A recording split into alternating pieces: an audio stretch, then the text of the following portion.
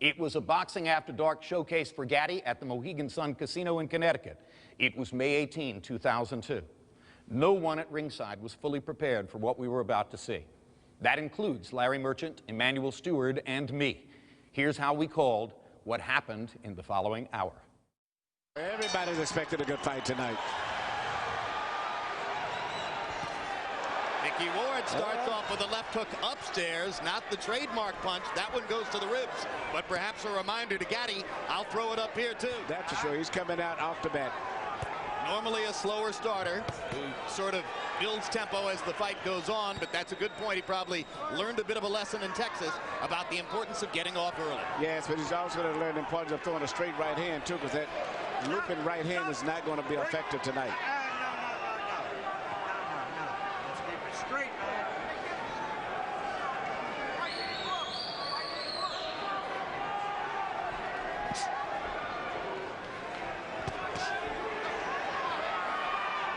Gatti's been all over the scale, 130, 135, up to 147, now back to 140. I think he may finally be fighting Emmanuel at his most effective weight. Yes, and he shows combination punching skill there. And there's a cut on the right, on the right eye of Mickey Ward. It's on the corner. I don't know if it's dangerous, but from that left hook that Gatti landed earlier. Gatti's looking very good. He's shooting his punches real loose, freely. Everything is flowing beautiful, and he's moving out of the way very gracefully. Both guys may end up bleeding if this fight continues at the way that it's going. Well, any fight in which Arturo doesn't bleed is an upset. Look at the combinations, though, from Gatti. Everything is flowing beautiful. Very natural.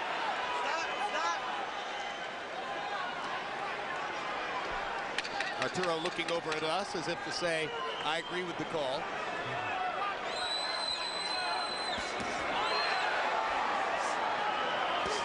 Okay? Straight right here. You can punch on him all day long. You just stand there. Head movement, double jab. Head movement, double jab. You overhead right, but you got to keep your right hand out. All he's looking for is a hook or an uppercut on you. That's it. Deep breath. Come on, use the 30-second rest. Put your head back. Even swallow. Just keep moving your head. As long as it goes, the better Come shot. on, babe. Right? You hurt him there. Okay. Come on, baby. Come on, Mick. Come on, Mick.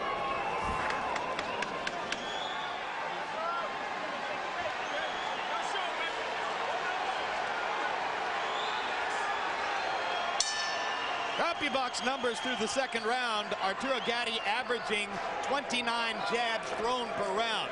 That makes it very difficult for Ward, who doesn't really have a jab, to start his attack.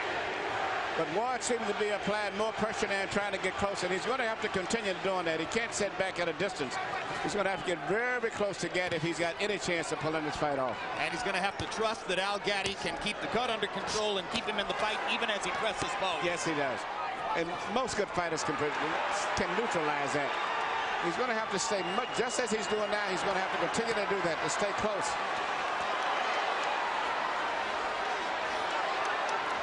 Gatti turning away from Ward at the ropes and back to the center of the ring. Well, he's not going to be able to deal with Gatti's speed anyway, so he's just going to stay closer, and that's the only chance he's got. Stop. Earlier in the round, Ward landed his first good hook to the body. He has to do more of that if he's going to be there in the second half of the fight. He just landed his second good left hook to the body. You got to remember also that Gatti himself cuts up and swells up pretty bad himself. Well, and if anything will take Gatti's foot movement away, it would be that left hook to the body. If Ward can get it in there. And he's getting closer and closer now. What Gatti's people have been most concerned about is just this kind of stuff that will keep Ward in the fight long enough to bust up Gatti. Yep, and here comes the Lowell, Massachusetts contingent rising to the occasion for their fighter. Yeah. And here's Gatti with some of that, I'll give it to him as a body medicine. Now the fight is turning out to be what we expected. Arturo. Fast hands. Ward's cut opening again. Ward has got to keep it in tight like that. That's what they came here for. You got to respect. Listen to me. When you get inside, don't take that body shot, Arturo. Don't listen to me. You finished beautiful. You don't have to take that shot. Don't take it.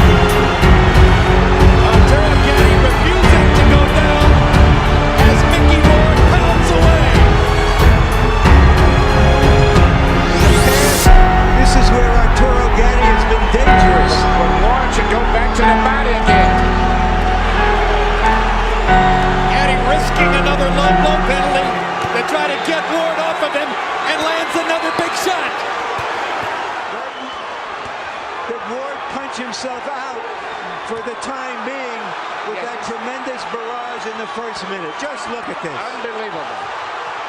Can you believe there's still a minute and a half to go in the round? But Frank, you can stop it any time. Arturo Gatti's out on his feet.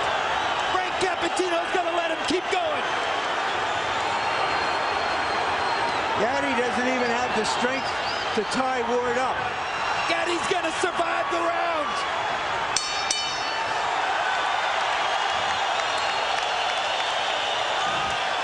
This should be the round of the century. He's coming back. Mickey Ward said he would retire if he loses this fight. From the way Gatti went back to the corner. In most conditions, this fight would have been stopped right here. He may have more fighting left in him. Gentlemen, in round 9, by CompuBox numbers, this fight's going to be stopped. Nope, it's not. Whoa. Fight ain't over. Fight ain't over now. Last round. You're back in the corner. Go way back. All the way back. I thought Buddy McGirt was going to stop it. After having said to his fighter he wouldn't let him take any more punishment, now we're going to go. Round 10. In round 9, they landed 110 punches between them. And they were all power shots. Harold, what's your scorecard? Okay, Jim, 85-84. Mickey won. I think that he pulled ahead with that shot that knocked Arturo Gatti down. He certainly won the 8th round, so I got Mickey Ward up by a point. Interestingly enough, this round is 30 seconds short because that timekeeper never stopped the damn clock at the beginning of the round. Because the clock is ticking. And at this point, Gatti's winning the round, and this may be the crucial round of the fight. I think Gatti's having trouble seeing out of both eyes now, Emmanuel. Yes. But he doesn't have trouble firing away. Hard body shot by Gatti. Knocks Ward back. by watching these two guys take the punishment they are taking. Well, we told you it might be a candidate for fight of the year. We didn't know it would be a candidate for fight of the century.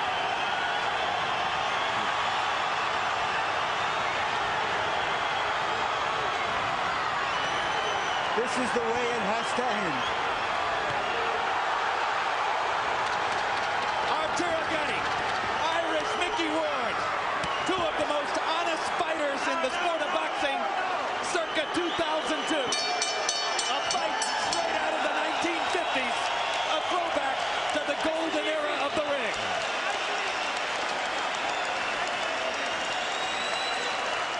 Frank Lombardi scores the bout 94-94, a draw.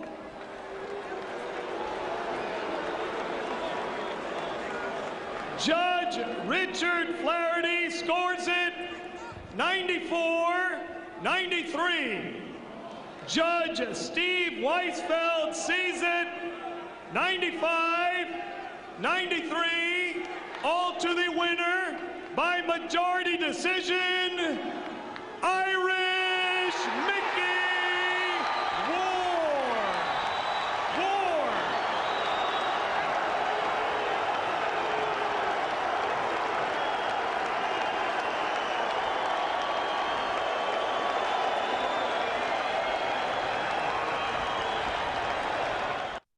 Somewhere in the cauldron of that 9th round, in which the two fighters combined to land 81 vicious power shots, you could find the metaphors for Arturo Gatti's life on the borderline of will and sanity. And maybe you could also find the beginnings of the spirited brotherhood which marked Ward and Gatti's relationship from that point forward. At the end of the day, the scoring was decided by what seemed like an error. Judge Richard Flaherty scoring the seesaw 9th 10-7 for Ward. Change that to the same 10-8 that the other two judges marked down, and it would have been a draw.